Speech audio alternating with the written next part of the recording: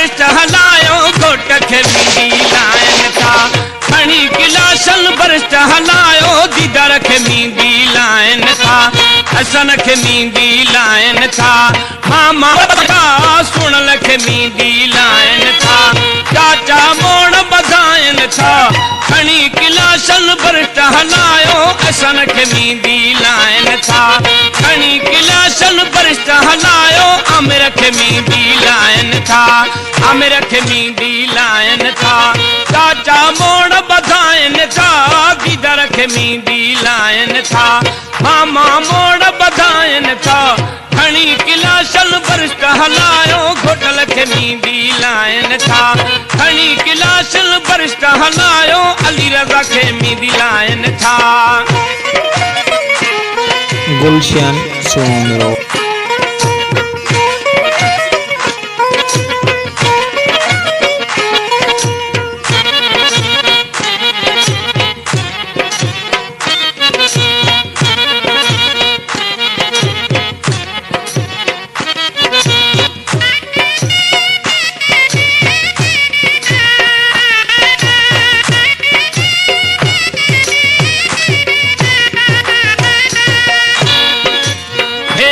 सहरा गायन तूं खुशियां मजमरू पाइन तूं भेनर सहरा गायन तूं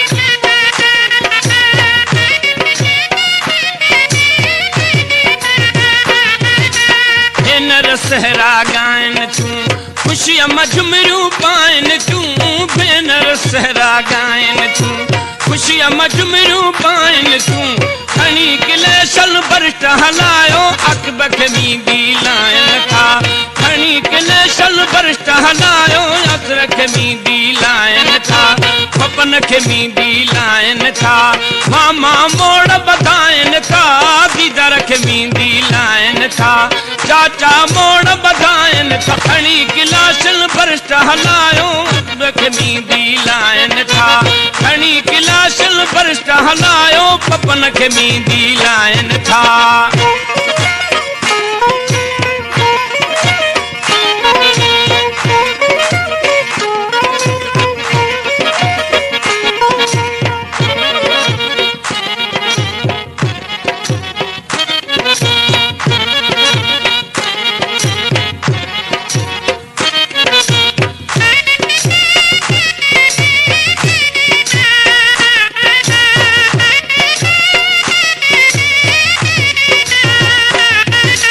दोस्त अजीज त घोर घोरा सवन जा नोट त घोर ॾियां दोस्त अजीज त घोर घोरा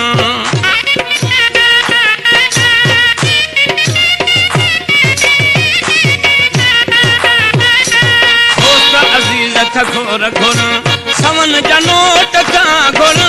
दोस्त अजीज त घोर घोरा सवन जा नोट त घोरा खणी गिलासन बरिष्ठ हलायो तनसीर खे मींदी लाइन था खणी गिलासन बरिष्ठ हलायो तनसीर खे मींदी लाइन था साकिर खे मींदी लाइन था मामा मोड़ बधाइन था पिता खे मींदी लाइन था चाचा मोड़ बधाइन था खणी गिलासन बरिष्ठ हलायो तनसीर खे मींदी लाइन था खणी गिलासन बरिष्ठ हलायो ज़ुबैर खे मींदी लाइन था गुलशन सो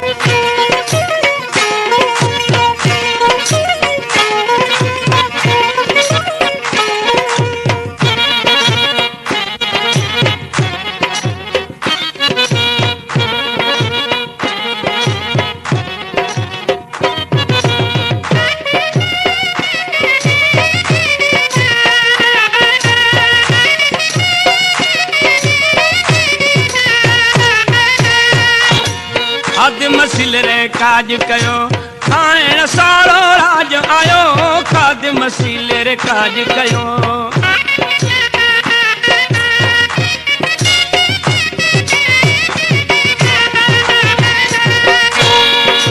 खाद मसिल रे काज कयो खाइण सारो राज आयो खणी किलाशल बरस्ट हलायो सलीम खे मींदी लाइन था